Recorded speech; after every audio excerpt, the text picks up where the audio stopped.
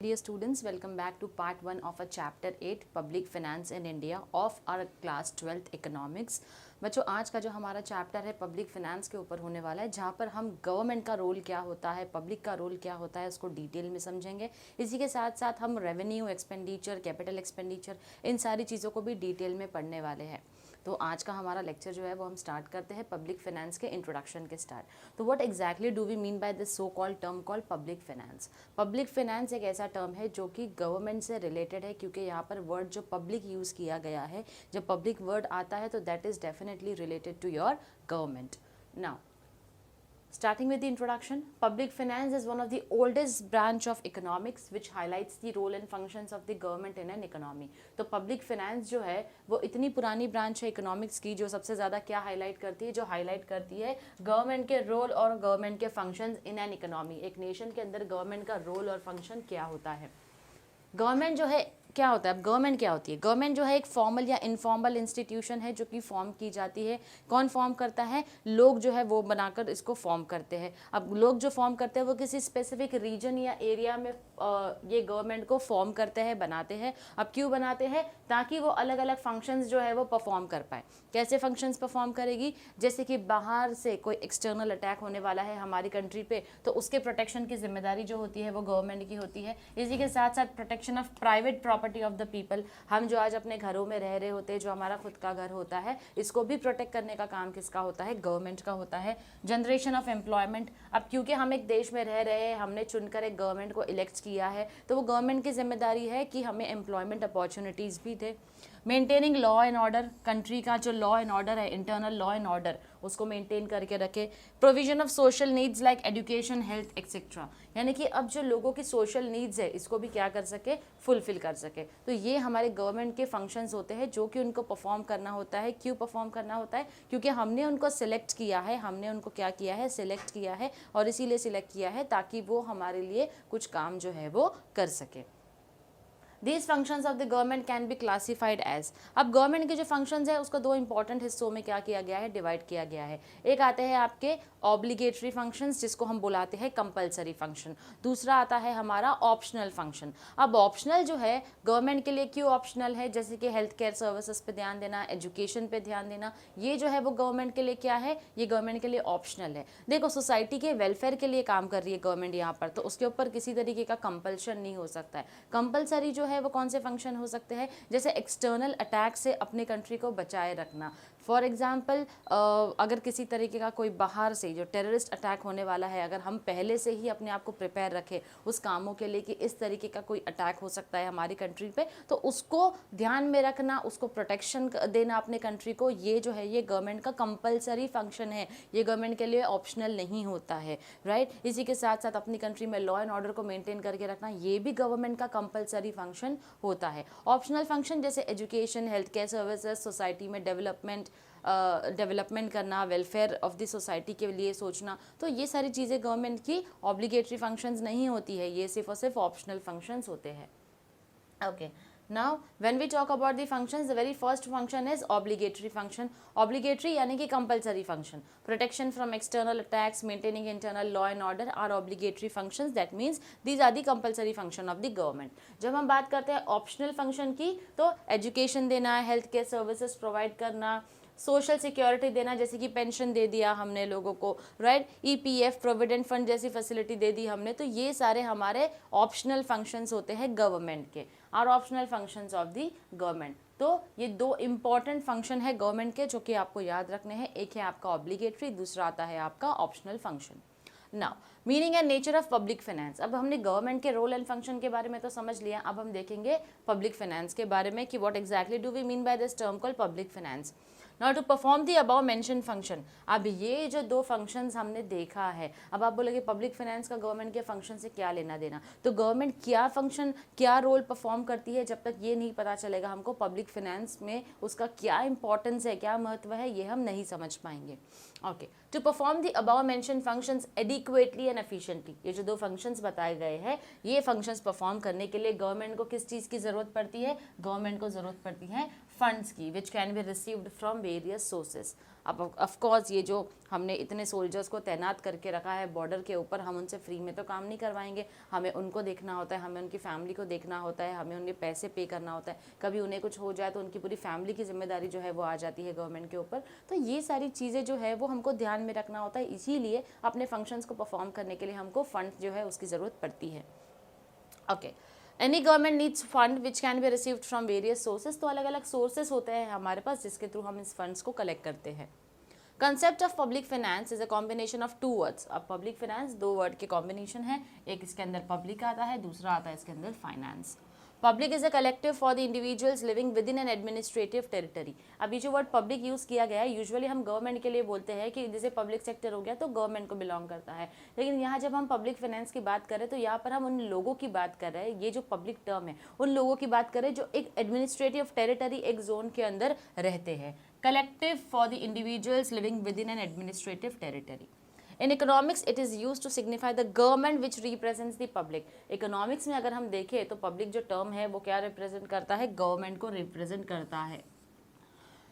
तो public से हमको समझ में आया, we are talking about government. Now when we talk about finance, simply means the income and expenditure. जब हम finance की बात करते हैं तो वहाँ पर income और expenditure दोनों ही होता है। जैसे आपके पास फाइनेंस है, आपके पास आपकी सैलरी है, तो आपकी वो इनकम भी हो गई और उसी को आप खर्चा करते हो तो आपके लिए एक्सपेंसेस भी होते हैं। जैसे हम किसी को पूछते हैं ना आप अपने फाइनेंस कैसे मेंटेन करते हो, फाइनेंस का मतलब ही होता है इनकम और एक्सपेंडिचर कैसे मेंटेन करते हो। अगर आपकी सैलरी लाख रुपया है तो आपके एक्सपेंडिचर्स जो है वो कितने होते हैं, आपकी इनकम उसके अंदर से आप अपनी सेविंग्स जो है वो कितनी रखते हो। तो बेसिकली इसको बोलते हैं फाइनेंस को मैनेज करना। Now this term finance simply means income and expenditure. Thus, public finance is nothing but a study of the principles of income and expenditure. तो public finance क्या हो गया, एक स्टडी है, किसका स्टडी है, इनकम एंड एक्सपेंडिचर का study है of the government at central and state and local level. तो जो गवर्नमेंट का इनकम एंड एक्सपेंडिचर है, गवर्नमेंट का जो फाइनेंस है, तो state level, central level, local level पे जो मैनेज होता है उसी स्टडी को हम कहते हैं public finance. This study is done under the public finance branch of economics. तो पब्लिक फाइनेंस ब्रांच जो है इकोनॉमिक्स में, उसके अंडर हम क्या करते हैं, इसको स्टडी करते हैं। Okay, now we have definition of public finance. Different economist have defined public finance in their own ways. अब हर एक इकोनॉमिस्ट ने अपने हिसाब से पब्लिक फाइनेंस को क्या है, डिफाइन किया है। According to Hugh Dalton, public finance is one of those subjects which are on the borderline between economics and politics. तो इनके हिसाब से, डेल्टन के हिसाब से क्या है, पब्लिक फाइनेंस एक ऐसा सब्जेक्ट है जो कि इकोनॉमिक्स और पॉलिटिक्स का बॉर्डर लाइन है, क्योंकि इसके अंदर हम दोनों ही चीज़ें पढ़ने वाले हैं। It is concerned with the income and expenditure of public authorities and with the adjustment of one with the other. तो इसके अंदर जो हम पढ़ रहे हैं इनकम और एक्सपेंडिचर दोनों ही स्टडी जो है वो आपके पब्लिक फाइनेंस में होती है, और उसी के साथ साथ with the adjustment of one with the other, यानी कि रेवेन्यू और एक्सपेंडिचर्स ये हम किस तरीके से मैनेज करते हैं। Since we study the activities of the governments in political science too, public finance also constitutes a part of the study of political science. अब क्योंकि हम जो पब्लिक फाइनेंस की स्टडी पॉलिटिकल एक्टिविटीज़ किस तरीके से परफॉर्म होती है, किस तरीके से फाइनेंस को रेस किया जाता है, तो पॉलिटिक्स में भी पढ़ते हैं, इसीलिए पब्लिक फाइनेंस जो है वो दोनों का ही हिस्सा है, इकोनॉमिक्स का भी हिस्सा है, पॉलिटिक्स का भी हिस्सा है, पॉलिटिकल साइंस का भी हिस्सा है। According to Professor Finlay Shiraz, public finance is the study of principles underlying the spending and raising of funds by public authorities. तो प्रोफेसर फिनले शिराज का कहना है कि पब्लिक फाइनेंस क्या है, एक स्टडी है, किसकी, it is the study of principles underlying the spending and raising of funds by public authority. यानी पब्लिक अथॉरिटी किस तरीके से फंड को रेज करती है, किस तरीके से रेज किए हुए फंड को स्पेंड करती है, उसी के स्टडी को जो है हमारे फिनले शिराज कहते हैं, उसको बोला जाता है पब्लिक फाइनेंस। तो I hope we are clear with these two definition of public finance. Now there is a distinguish or there is a difference between public finance and private finance. तो public और private दोनों का ही distinction हम पढ़ेंगे। Point of difference, सबसे पहले objectives में अगर हम देखें, पब्लिक फाइनेंस जो है वो to offer maximum social advantage to the society, यानी कि सोसाइटी के डेवलपमेंट के लिए, सोसाइटी के उद्धार के लिए जो किया जाता है गवर्नमेंट की तरफ से काम, वो हो जाता है हमारा पब्लिक फाइनेंस। और जो खुद के प्राइवेट इन्वेस्ट के लिए, प्राइवेट इंटरेस्ट के लिए, जैसे हमारे प्राइवेट फर्म्स या इंडस्ट्रीज होती है, जो हमारा प्राइवेट सेक्टर होता है, बेसिकली वो प्राइवेट फाइनेंस क्यों देती है? To fulfil the private interest, यानी अपने खुद के फायदे के लिए दे रही है। सोसाइटी के लिए हम कोई यहाँ पर दान का काम नहीं कर रहे हैं, हम सोसाइटी के वेलफेयर के लिए काम नहीं कर रहे हैं, वो सीधा बोलते हैं हमको प्रॉफिट कमाना है, इसीलिए हमने प्राइवेट फाइनेंस जो है वो रेज किया है। Okay, now determination of expenditure. Government first determines the volume and different ways of its expenditure. Government पहले क्या करती है? पहले देखती है कि कितने खर्चे की हमको ज़रूरत है, उसके बाद में अपने खर्चों के ऊपर ध्यान देती है, कौन से अलग अलग खर्चे हमको करने हैं। वही अगर हम प्राइवेट फाइनेंस की बात करें तो an individual considers his income and then determines the volume of expenditure. तो एक इंडिविजुअल सबसे पहले क्या देखता है? अपनी इनकम देखेगा, अपनी इनकम देखेगा, उसके बाद में खर्चा करने की सोचेगा। High degree of credit in the market. तो क्रेडिट स्टेटस कैसा है? गवर्नमेंट से अगर आप लेते हो फाइनेंस, गवर्नमेंट अगर आपसे फाइनेंस रेज कर रही है तो हाई डिग्री ऑफ क्रेडिट रहता है वहाँ पर, यानी ज़्यादा से ज़्यादा रेज किया जा सकता है। लेकिन प्राइवेट इंडिविजुअल की बात करें हम, तो credit of a private individual जो है वो क्या होता है? लिमिटेड होता है। Right to print currency. Government can print notes. कौन नोट्स प्रिंट करता है? हमारे करेंसी को प्रिंट कौन करता है? RBI, reserve bank of India. यहाँ पर अगर हम देखें तो प्राइवेट इंडिविजुअल को ऐसा कोई राइट नहीं मिलता है कि आप अपना पैसा जो है वो प्रिंट नहीं कर सकते हो, ठीक है। Public finance is more elastic. More elastic यानी कि ज़्यादा चेंज होने के चांसेस होते हैं। इलास्टिक का मतलब होता है चेंज होना। जब हम बात करते हैं प्राइवेट फाइनेंस की, there is not much scope for changes in private finance. So there are hardly any scope कि प्राइवेट फाइनेंस में किसी तरीके का चेंजेस आए। इफेक्ट क्या होता है इकोनॉमी पे? Tremendous impact on the economy of a country. तो बेसिकली एक कंट्री के ऊपर ज़्यादा इम्पैक्ट होता है गवर्नमेंट फाइनेंस का, यानी पब्लिक फाइनेंस का। लेकिन प्राइवेट फाइनेंस जो है उसका थोड़ा सा मार्जिनल इफेक्ट ही देखने को मिलता है, ज़्यादा इफेक्ट उसका देखने नहीं मिलता है। ओके, तो that was the basic point of differentiation between your public finance and your private finance. Now let us try to understand the structure of public finance. ये जो हम पढ़ रहे हैं पब्लिक फाइनेंस, इसका हम जो है स्ट्रक्चर देखते हैं। पब्लिक एक्सपेंडिचर और पब्लिक रेवेन्यू। तो इस तरीके से पहले हमारे पब्लिक फाइनेंस को जो है वो अलग अलग 5 हिस्सों में क्या कर दिया गया है? डिवाइड किया गया है। सबसे पहला जो दिया है हमको पब्लिक एक्सपेंडिचर है। पब्लिक एक्सपेंडिचर में क्या आता है आपका? Revenue expenditure, capital expenditure, developmental expenditure, non developmental expenditure. जैसे जैसे हम आगे बढ़ेंगे मैं सारे टर्म्स को आपको विद डिटेल एक्सप्लेनेशन समझाऊंगी। अभी हम फिलहाल सिर्फ टाइप्स देख रहे हैं और किस तरीके से उसका सब डिविजन हो रहा है वो समझते हैं। फिर आता है हमारा पब्लिक रेवेन्यू। देखो पब्लिक एक्सपेंडिचर यानी कि जहाँ पर खर्चा हो रहा है हमारा, ठीक है। फिर पब्लिक रेवेन्यू क्या होता है? यहाँ से हमारी इनकम आ रही है, तो टैक्स से हमारी इनकम आती है, नॉन टैक्स से भी हमारी इनकम आती है। अब टैक्स में 2 तरीका है हमारा, डायरेक्ट टैक्स और इनडायरेक्ट टैक्स। डायरेक्ट टैक्स जो प्रोपोर्शनेट, प्रोग्रेसिव, रिग्रेसिव होता है, ये भी हम डिटेल में पढ़ेंगे। इनडायरेक्ट टैक्स जो कि हमारा जीएसटी, हमारे गुड्स एंड सर्विसेज के ऊपर टैक्स एप्लीकेबल होता है। नॉन टैक्स क्या होता है? जैसे कि हमने कहीं से किसी चीज़ की कोई फीस रख ली हमने, अगर आपने हेलमेट नहीं पहना है तो उसके ऊपर फाइन होता है, गाड़ी के पेपर्स नहीं है, पीयूसी नहीं है तो फाइन और पेनल्टीज उसके ऊपर इम्पोज होती है, राइट। तो ये भी एक तरीका है। हालांकि यहाँ गवर्नमेंट किसी तरीके का पैसा आपसे वसूलना नहीं चाहती है, लेकिन यहाँ पर क्या हो रहा है, वो उससे भी एक इनकम जो है वो गवर्नमेंट को क्या हो रही है? आ रही है, इसीलिए उसको रेवेन्यू बोला जाता है। Prices of public goods and services, special assessment, fines and penalties, gifts, grants and donation, special levy, borrowings. तो ये आपका क्या होता है? रेवेन्यू, यानी कि इनकम जनरेट करने का ये कुछ टाइप्स है। ओके, अब आता है हमारा पब्लिक डेट, जो कि इंटरनल होता है और एक्सटर्नल भी होता है। डेट यानी कि हमारा कर्जा, तो पब्लिक डेट इंटरनल भी है, एक्सटर्नल भी है। फिस्कल पॉलिसी है जो कि हमारी public expenditure, public revenue, public debt के बारे में बात करती है। और लास्ट में आता है हमारा financial administration, revenue expenditure and debt policy for overall growth. तो ये जो है हमारा रेवेन्यू एक्सपेंडिचर और हमारे किसकी बात करता है? डेट पॉलिसी के बारे में बात करता है, जो कि ओवरऑल कंट्री के ग्रोथ के लिए काम आती है। तो ये तो बच्चों हमने जो है वो समझ लिया है बेसिक स्ट्रक्चर। अब हम स्टार्ट करेंगे 1 बाय 1 इन सभी क्लासिफाइड किए हुए टाइप्स को समझना। Okay, very first one is your public expenditure. Public expenditure is that expenditure which is incurred by public authority. अब पब्लिक एक्सपेंडिचर क्या होगा? वो एक्सपेंडिचर है जो पब्लिक अथॉरिटी इनकर करती है, खर्चा करती है। कौन करता है? Public authority. कौन आता है उसके अंदर? सेंट्रल, स्टेट और लोकल बॉडीज आते हैं for protection of their citizens. अब ये खर्चा हम क्यों कर रहे हैं? अपने सिटीजन्स को प्रोटेक्शन के लिए, satisfying the collective needs and promoting economic and social welfare, यानी सोसाइटी के डेवलपमेंट या उद्धार के लिए जो हम खर्चा कर रहे हैं वो होता है हमारा public expenditure. Now till 20th century, the majority of the governments had adopted a policy of laissez-faire. 20th century से क्या किया गवर्नमेंट ने, लेजेस फेयर पॉलिसी अपना लिया। Under this policy the functions of government were restricted to the obligatory functions, यानी इसके अंदर क्या होता था, इस पॉलिसी के अंदर गवर्नमेंट के फंक्शंस जो है वो कहाँ तक रेस्ट्रिक्टेड होंगे, सिर्फ ऑब्लिगेटरी फंक्शंस, जो कंपलसरी फंक्शंस परफॉर्म करना है सिर्फ उसी के ऊपर ध्यान देंगे। But modern government not only performs the obligatory functions such as defence and civil administration, यानी कि मॉडर्न गवर्नमेंट जो है वो सिर्फ ऑब्लिगेटरी फंक्शन नहीं परफॉर्म करती है, मॉडर्न गवर्नमेंट जो है वो ऑप्शनल फंक्शंस भी परफॉर्म करती है, जिससे कि सोशल और इकोनॉमिक डेवलपमेंट किसी भी कंट्री का हो सके। यानी अगर हम अपने कंट्री की बात करें तो अपने कंट्री के सोशल एंड डेवलपमेंट की हम बात कर रहे हैं। Therefore, study of public expenditure is an important part of the study of public finance। अब क्योंकि गवर्नमेंट जो है वो खर्चा करती है ऑब्लिगेटरी फंक्शंस के साथ साथ अपने ऑप्शनल फंक्शन को परफॉर्म करने, इसीलिए पब्लिक एक्सपेंडिचर एक बहुत ही इंपॉर्टेंट हिस्सा हो जाता है हमारी पब्लिक फाइनेंस की स्टडी का, क्योंकि इससे हमको पता चलता है कि हम कहाँ पर कितना खर्चा कर रहे हैं, गवर्नमेंट ने कितना एक्सपेंसेस इनकर किया है अपने कंट्री के लिए।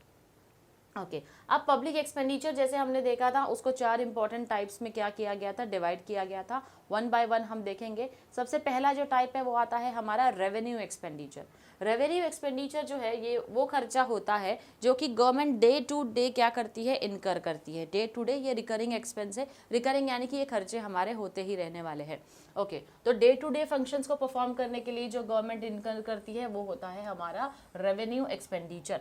इट इज़ इनकर्ड रेगुलरली, यानी जैसे मैंने बोला इसको खर्चा करते रहना पड़ता है आपको।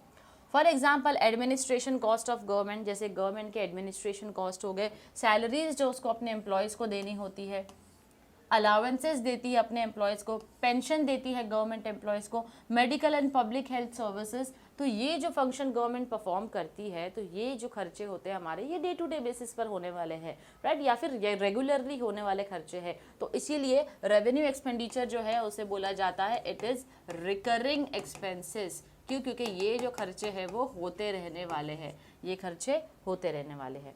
फिर आता है हमारा कैपिटल एक्सपेंडिचर।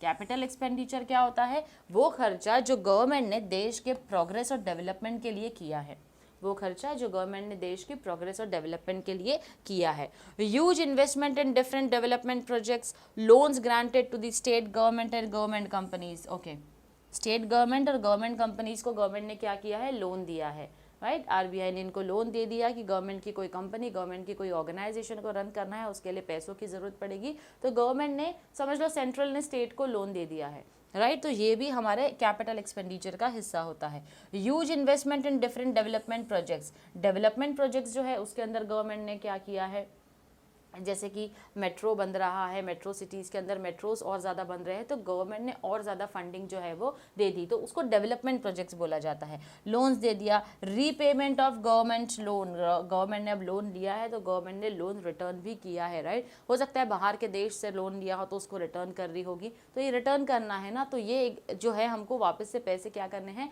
दे देने हैं, जिससे भी हमने लिए हैं। तो ये हमारा क्या है, ये आता है हमारा कैपिटल एक्सपेंडिचर। अच्छा कैपिटल एक्सपेंडिचर जो होता है वो असेट क्रिएट करने के लिए होता है, इसीलिए इसको नॉन रिकरिंग बोला जाता है, इसीलिए इसको बोला जाता है नॉन रिकरिंग, क्योंकि ये खर्चे बार बार थोड़ी होने वाले हैं, राइट। Non recurring expenses. अब रेवेन्यू एक्सपेंडिचर जो है day to day function perform करने वाला है, इसीलिए यहाँ पर क्या होता है, यहाँ पर डेली फंक्शन के हिसाब से हमारे खर्चे होने ही वाले हैं। लेकिन कैपिटल एक्सपेंडिचर आप हर बार थोड़ी लोन लेते रहने वाले हो, राइट। आपने लोन लिया, आपने प्रोजेक्ट कंप्लीट कर दिया तो एक काइंड ऑफ इन्वेस्टमेंट हो जाता है आपके असेट्स के अंदर, इसीलिए कैपिटल एक्सपेंडिचर जो होता है हमारा नॉन रिकरिंग होता है, रेवेन्यू एक्सपेंडिचर हमारा रिकरिंग एक्सपेंसेस होता है।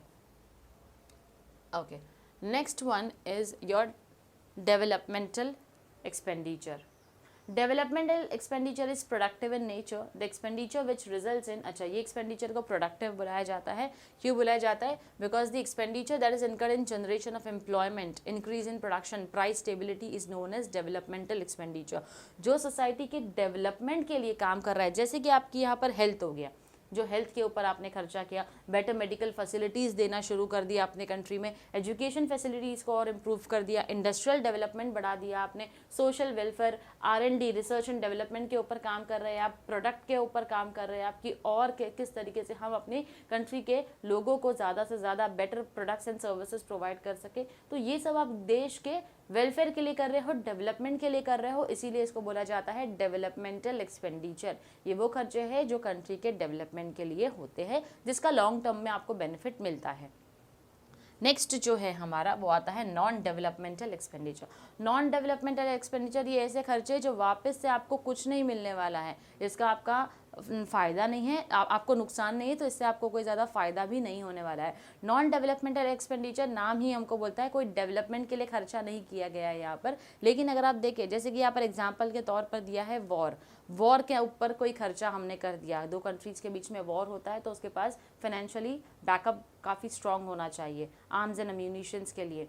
तो अगर आपका वॉर के ऊपर खर्चा हुआ तो ये वो लॉस हो गया जो आप कहीं से वसूल नहीं कर पाओगे, कहीं से आपको उसका पैसा जो है वो नहीं मिलने वाला है। तो ऐसे खर्चों को हम नॉन डेवलपमेंटल एक्सपेंडिचर बोलते हैं, which does not yield any direct productive impact on the country. तो कंट्री के लिए कोई फ़ायदे वाली चीज़ ये बिल्कुल भी नहीं होती है।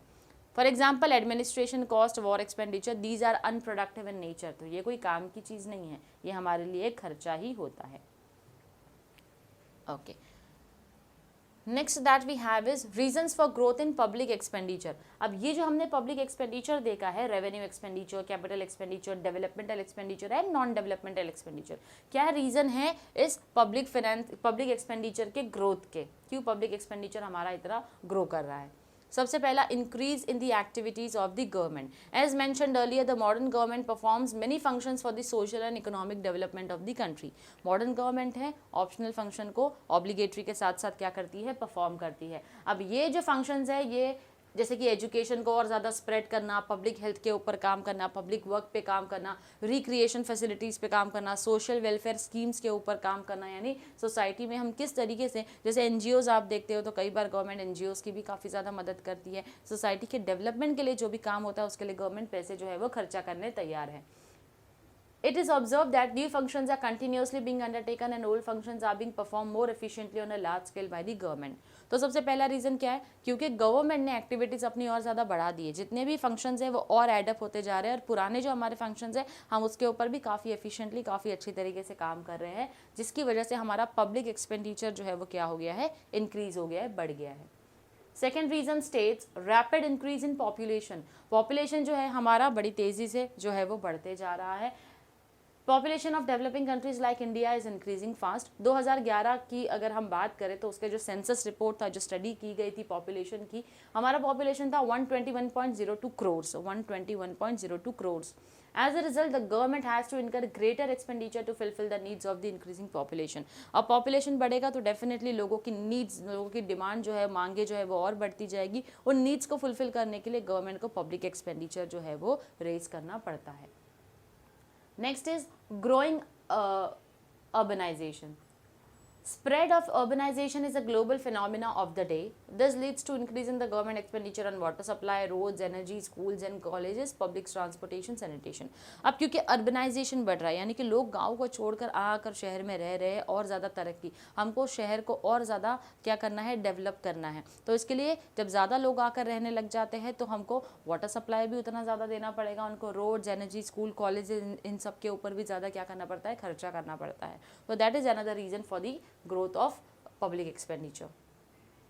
Increasing defense expenditure. In modern times, defense expenditure of the government is increasing even in the peace time due to unstable and hostile international relationships. तो डिफेंस के ऊपर जो है गवर्नमेंट का और भी ज़्यादा खर्चा हो रहा है। क्यों खर्चा हो रहा है? Because government is increasing in the peace time, यानी कि हम आपस में दूसरे देश के साथ क्या करना चाहते हैं, अच्छे रिलेशनशिप डेवलप करना चाहते हैं। इसी के लिए कहीं ना कहीं हमारा डिफेंस के ऊपर भी ज़्यादा खर्चा जो है वो होता है। Next is spread of democracy. Majority of the countries in the world are democratic in nature. A democratic form of government is expensive due to regular elections and other such activities. Okay, democracy जो है वो और ज़्यादा बढ़ गई है हमारे country के अंदर। डेमोक्रेसी क्या होती है? To the people, for the people, by the people, जहाँ लोग जो है वो इलेक्ट करके गवर्नमेंट को अपनी क्या करते हैं, सिलेक्ट करते हैं। तो गवर्नमेंट जो है वो क्या करती है, अब क्योंकि लोग हमें क्या करने वाले हैं, सिलेक्ट करने वाले हैं, तो पहले लोगों को खर्चा करके तो दिखाओ कि हम भाई खर्चा करेंगे, हमको ही तुम जिताना, हमको ही गवर्नमेंट वापस से बनाना। तो इसके लिए पब्लिक एक्सपेंडिचर की ज़रूरत होती है। This results in the increase in total expenditure of the government. अब इस इलेक्शंस को रन करने के लिए और इसको जीतने के लिए रेगुलरली गवर्नमेंट को एक्सपेंडिचर्स इनकर करने पड़ते हैं। Next is inflation. Just like a private individual, the government has to buy goods and services from the market for the spread of economic and social development. अब इन्फ्लेशन क्या है, जहाँ पर prices of goods and services increases, right. तो private individual के जैसा government को भी क्या करना पड़ता है, गुड्स एंड सर्विसेज जो है मार्केट से खरीदने पड़ते हैं ताकि वो इन गुड्स एंड सर्विसेज को इकोनॉमिक और सोशल डेवलपमेंट के लिए क्या कर सके, इस्तेमाल कर सके. Normally the prices show a rising trend, due to this the government has to incur increasing cost. अब प्राइजेस जो है वो कभी कम होते हुए नहीं मिलते हमको, हमेशा बढ़ते हुए मिलते हैं. तो क्योंकि प्राइजेस हमेशा बढ़ते रहने वाले हैं, इसलिए गवर्नमेंट के जो कॉस्ट है वो भी क्या होते जाएंगे, बढ़ते जाएंगे, इंक्रीज होते जाएंगे. Okay. Next is industrial development. Industrial development leads to an increase in production. Industrial development से क्या होता है, increase in industrial production. Industrial production बढ़ेगा, employment और overall growth in the economy भी क्या होगी, बढ़ेगी.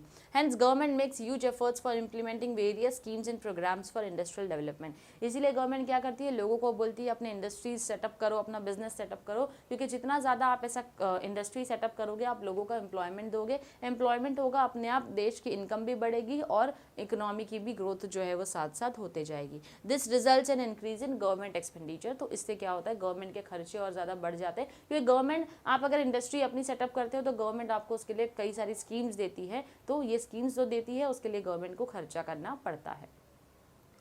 Next is disaster management. Many natural and man-made calamities like earthquake, flood, cyclones, social unrest are more frequently occurring. तो ऐसी कई सारी नेचुरल कैलामिटीज़ है जो आए गए दिन जो है वो देश के कई हिस्सों में देखने हमें मिलती है. तो गवर्नमेंट को इस डिज़ास्टर मैनेजमेंट के लिए क्या करना पड़ता है, बहुत ज़्यादा खर्चा करना पड़ता है. ये जो नेचुरल कैलामिटीज़ आई है, ये जो डिज़ास्टर आया है, अब कहीं ना कहीं इस डिज़ास्टर को मैनेज करने गवर्नमेंट को बहुत सारा एक्सपेंसेस जो है वो इनकर करना पड़ता है, जिसकी वजह से गवर्नमेंट का टोटल एक्सपेंडिचर क्या होता है, बढ़ जाता है.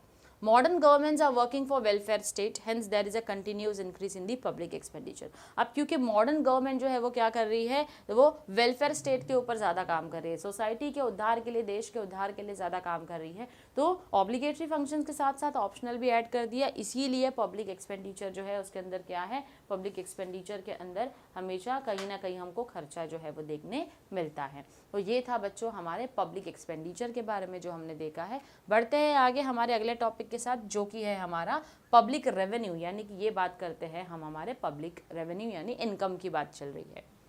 Now public revenue means the aggregate collection of income with the government through various sources. Public revenue क्या होता है, aggregate collection of income. aggregate यानी total collection of income with the government, यानी गवर्नमेंट अलग अलग sources से जो अपनी इनकम कंप्लीट करती है, उसे इनकम करती है, इनकम आती है उनके पास बेसिकली, उसे हम कहते हैं public revenue. Now it holds the permanent position in the study of public finance, which is part of the study of economics. तो public revenue जो है बहुत ही important role play करती है हमारी public finance के अंदर. Thus the necessity of public revenue arises due to public expenditure. Public revenue इसलिए चाहिए क्योंकि पब्लिक एक्सपेंडिचर भी ज़्यादा होता है. अभी हमने देखा ना, कई सारे रीजंस देखे कि किस तरीके से खर्चे हमारे एडअप होते जाते हैं. तो इतने सारे एक्सपेंसेस होंगे तो इनकम कहाँ से आएगी, तो इनकम आने के लिए भी तो कोई सोर्स होना चाहिए. तो इसीलिए पब्लिक रेवेन्यू हमारा इंपॉर्टेंट रोल प्ले करता है. तो दो इंपॉर्टेंट सोर्स है हमारे पब्लिक रेवेन्यू के, एक है हमारा टैक्स और एक है हमारा नॉन टैक्स. टैक्स में हमने देखा था दो पार्ट में डिवाइड किया जाता है, डायरेक्ट और इनडायरेक्ट टैक्स को. ओके, पहले देखते हैं हम हमारे टैक्स को. According to professor Taussig, the essence of a tax as distinguish from other charges by government is the absence of a direct quid pro quo between the tax payer and the public authority. तो basically यहाँ पर जो बात चल रही है हमारे tax की, तो एसेंस ऑफ अ टैक्स यानी कि the quality of a tax कैसे डिस्टिंग्विश किया जा सकता है अदर चार्जेस से bye government is the absence of a direct quid pro quo between the tax payer and the public authority. तो यहाँ पर बात चल रही है, इन दोनों के बीच में डिफरेंस समझना ज़रूरी है. एक तो टैक्सेस का और दूसरा जो दूसरे अलग तरीके के खर्चे होते हैं उसकी हम बात कर रहे हैं. क्विड प्रो क्यो का मतलब होता है favour, favour between the tax payer and the public authority. Next definition हमको बोलता है, according to professor Seligman, a tax is a compulsory contribution from the person to the government without reference to special benefits conferred. Okay, tax जो है एक compulsory contribution कर दिया है government ने, यानी कि आपको जो है as an individual, as a citizen tax pay करना ही है अपनी कंट्री में. From person to the government, यानी कि लोगों के पास से कहाँ पर आ रहा है ये टैक्स, गवर्नमेंट के पास आ रहा है, without reference to special benefits conferred. अब आप टैक्स पे कर रहे हैं, इसके लिए आपको किसी तरीके का कोई स्पेशल बेनिफिट जो है वो नहीं मिलने वाला है, टैक्स है आपको पे करना ही है. Tax possess following essential characteristics. अब कुछ इंपॉर्टेंट फीचर्स है टैक्स के जो हम देखेंगे। क्या फीचर्स है? सबसे पहला फीचर है it is a compulsory contribution to the government and every citizen of the country is legally bound to pay the tax imposed upon him. यानी कि यहाँ पर जो है कंपल्सरी कंट्रीब्यूशन है जो लोगों को देना ही है गवर्नमेंट को, और लीगली आपको यू आर बाउंड टू पे, यानी कि आपके ऊपर कंपल्शन है कि आपको लीगली क्या करना है, टैक्स को पे करना ही है, जो भी टैक्स आपके ऊपर इम्पोज किया गया है। ये सबसे बड़ा सोर्स है किसके लिए? रेवेन्यू के लिए। जो पब्लिक रेवेन्यू की हम बात कर रहे हैं ये सबसे बड़ा सोर्स है गवर्नमेंट के लिए रेवेन्यू का। क्या है सबसे बड़ा सोर्स है? टैक्स जो है वो सबसे बड़ा सोर्स है गवर्नमेंट के लिए रेवेन्यू का। If any person does not pay a tax he can be punish by the government. अगर कोई टैक्स पे नहीं करता है तो वो गवर्नमेंट से क्या चांसेस है? उसको पनिशमेंट के चांसेस है। अब आप बोलोगे मैम हम तो पे नहीं करते हैं टैक्स। तो बच्चों आप स्टूडेंट हो, आप जॉब नहीं करते हो। जब आप जॉब करोगे, जब आपकी इनकम के स्लैब्स उस तरीके से बनेंगे तो आपको भी टैक्स पे करना ही पड़ेगा।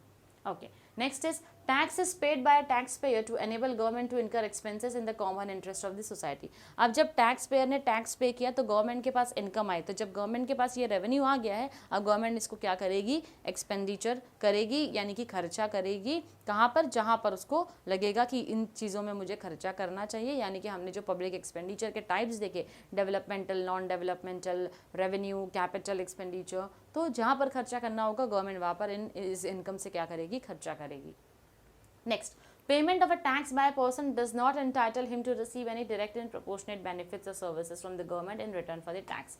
अच्छा, ये जो एक चीज़ है ये हमको सोचने और समझने वाली चीज़ है कि आप जब टैक्स पे करते हैं तो आपको गवर्नमेंट से कोई बेनिफिट की उम्मीद नहीं रखनी है। हालांकि this is something which is wrong. कहीं ना कहीं अगर आप रोड टैक्स पे करते हो, आप टोल पे कर रहे हो, तो आपको सड़कें भी तो उतनी अच्छी चाहिए, ये आप एक्सपेक्ट करोगे, राइट। लेकिन यहाँ पर इसका कहना है अगर आपने टैक्स पे किया, इसका मतलब ये नहीं है कि आपको कोई स्पेशल ट्रीटमेंट दिया जाएगा। You are not entitled to receive any special benefits from the government. तो ये आपको मिलने वाला नहीं है कोई भी डायरेक्ट बेनिफिट। आपको गवर्नमेंट कुछ आपका नाम लेकर कहीं आपके नाम का रोड बना दे, आपके लिए तालियां बजवा दे, ऐसा कुछ नहीं होने वाला है। एज अ सिटीजन आपने अपनी ड्यूटी निभाई है कि आपको टैक्स पे करना है, आपने टैक्स पे किया है, उसी पैसे को गवर्नमेंट ने क्या किया है? आप ही लोगों के ऊपर खर्चा किया है।